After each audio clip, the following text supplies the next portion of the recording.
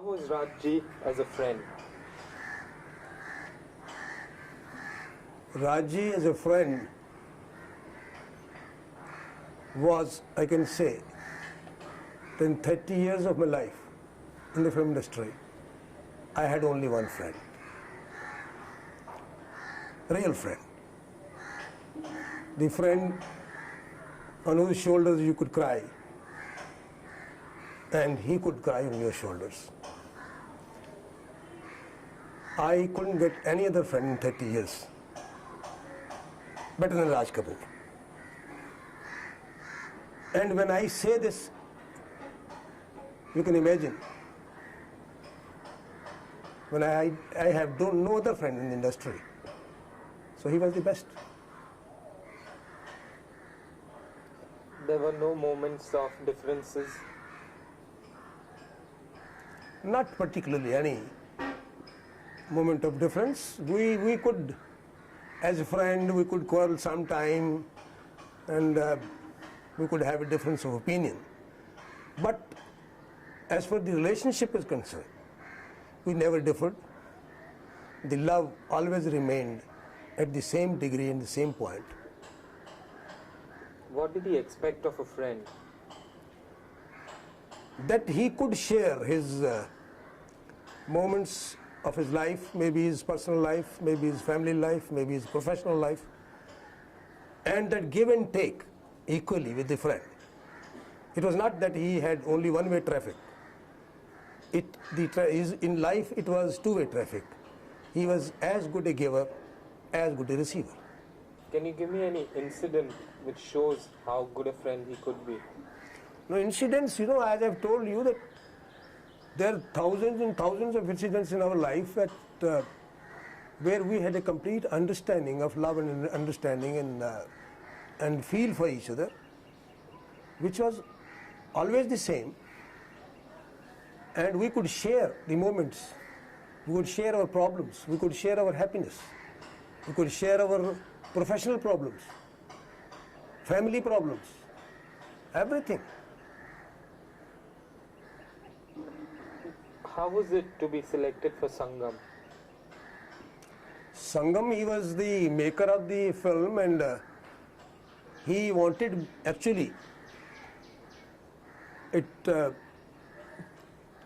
reminds me that I was working in Mother India. When he wanted to make this film with himself, Madam Nargis, and Mr. Dilip Kumar, and all the preparations were made. I don't know what happened. Mr. Dilip Kumar couldn't work, or didn't work, something happened.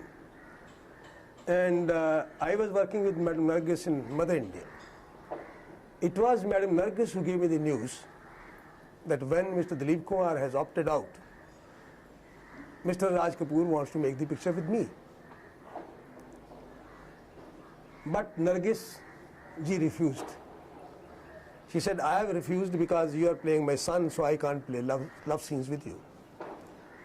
So your chance of working in the film is not possible. I was very happy to know that a man like Mr. Raj Kapoor wanted me in his film, but I was very sad to know that on certain reasons I cannot be in the film. Anyway, the time passed on, and after a few years, when Madam Nargis got married, she settled down in life. One day I recollect I was working in a studio, I think Moon Studio, for a film called Aska Panchi. It is 1959.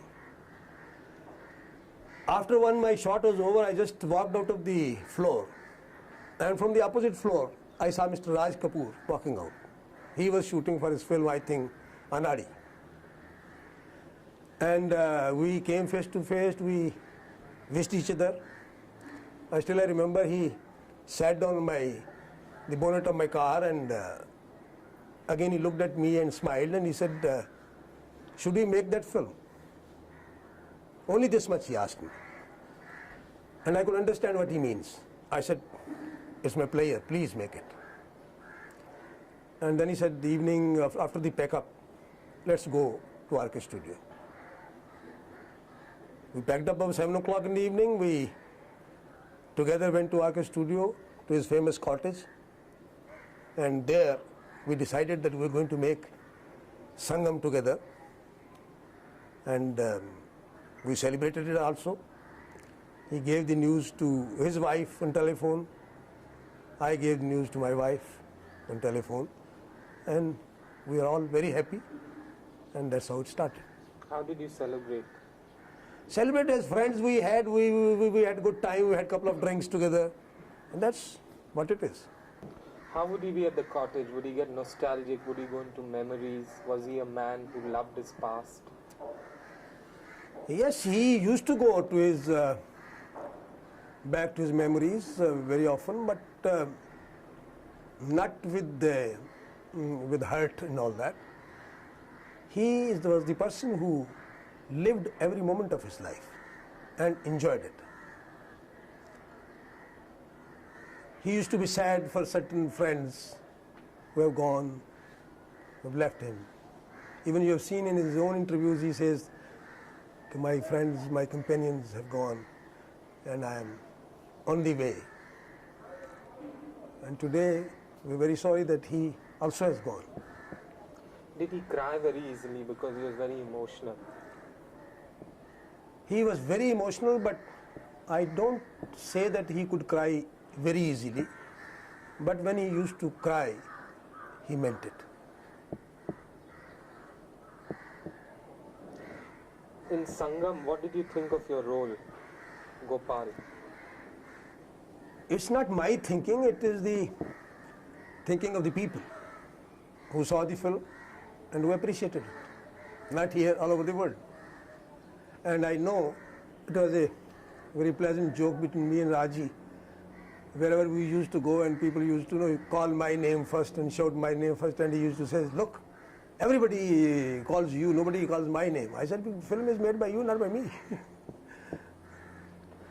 Was there ever a controversy about who should die in the film? Not at all, not at all. It was there in the script from the very beginning, from the day we started. But do you feel that you should have got the girl? No, I never felt. Never felt. The demand of the story, what is there in the picture, it was that. And he did it. He did it beautifully. Do you feel you should have got one more song or something? Not necessarily. Why? One more song would have not added anything more to my character. I have one complete song, then one song which three of us sing. I think it's more than enough. Could you talk about that song, Ye Har Dil Jo Pyar Karega?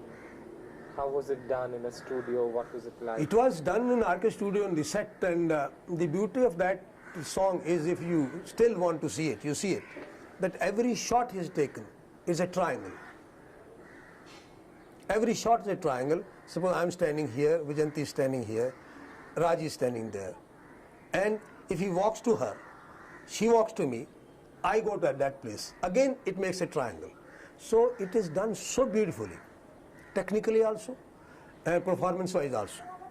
And the song itself is a very beautiful song. Which song is this? Har dil jo pyar karega, wo gana gaega.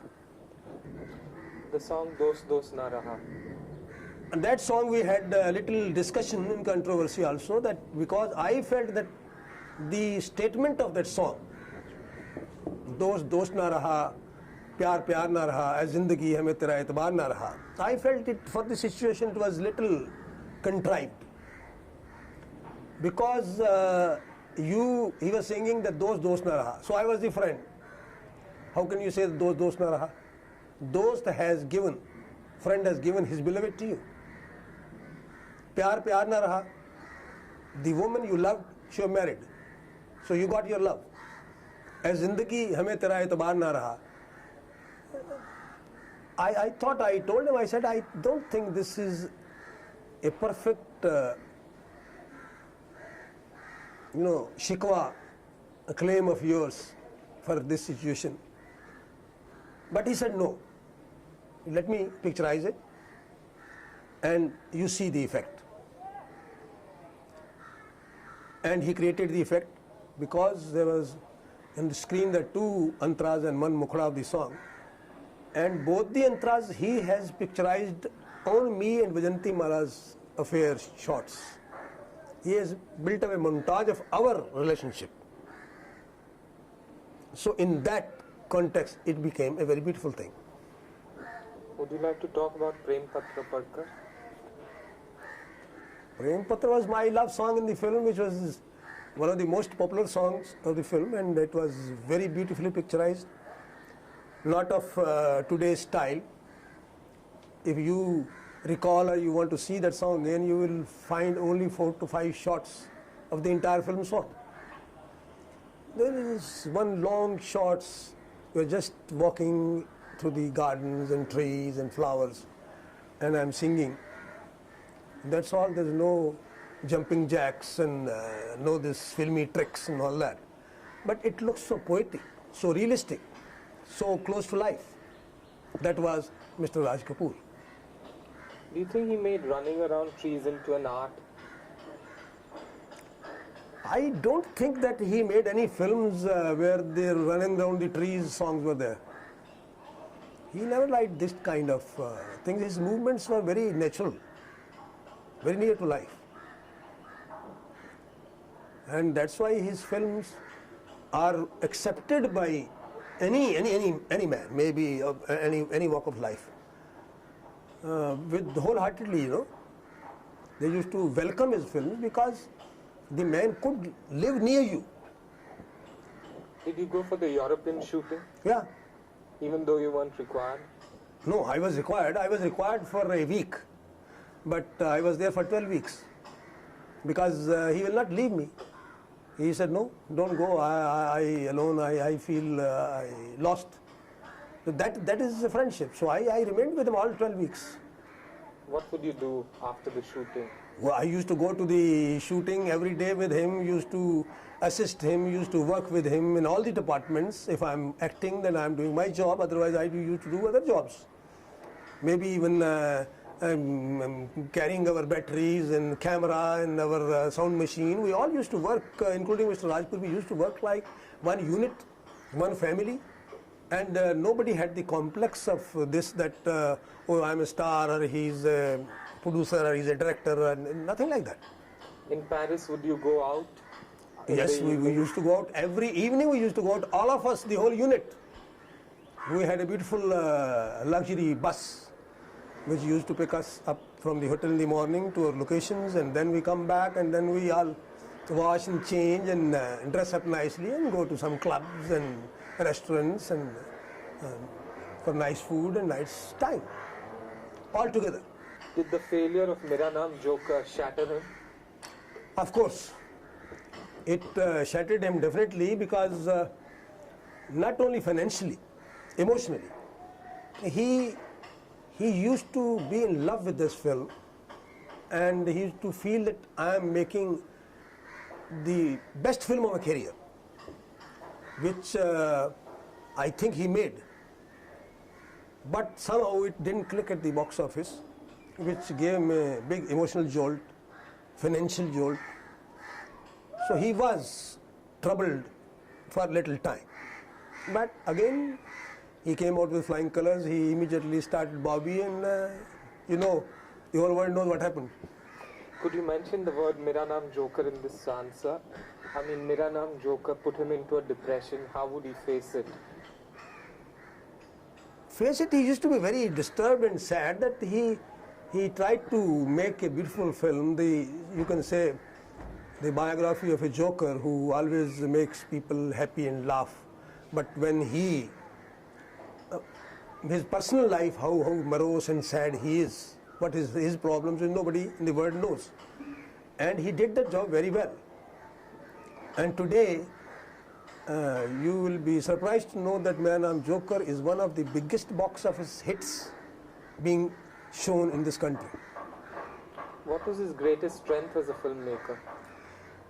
His strength as a filmmaker was that he was totally a dedicated man, devotional man to his film, his work.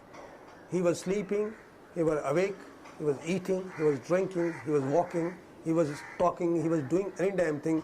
He used to live with his film all the time. And that was his dedication and devotion, which he used to create those images on the screen, which he used to dream in his mind. And he could project those dreams very well on the screen, which perhaps I don't think there's anybody else in this country who would have done better.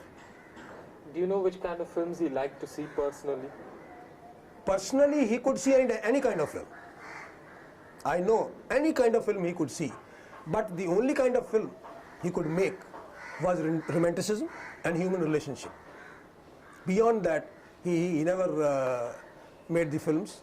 And in that, he could weave the human problems, our problems of society. Today, I just few days back, I was seeing his film, Shri 420. The problems which he has tried to tackle and show in that film about 30-35 years back, the same problems we are facing today in our society. So I can say that he was very much futuristic. He could see what is there. You see his Jis Desh Mein Ganga Behti Hai. The problem of these the dacoits surrendering. He did it much earlier than any leader of this country thought. So that kind of filmmaker he was. He could visualize, he could see, and he could portray on the screen. What do you think about his Woman in White? Woman in White, white was a color which he liked the best. Because his philosophy was that white is the only color which can be changed into any color. Other colors can't be changed into any other color. So he was in love with white. So any woman in his life, maybe his wife, is always there in white. He loved white flowers. He didn't love any other flowers than white flowers, anything else. Okay. Thank you. Thank you.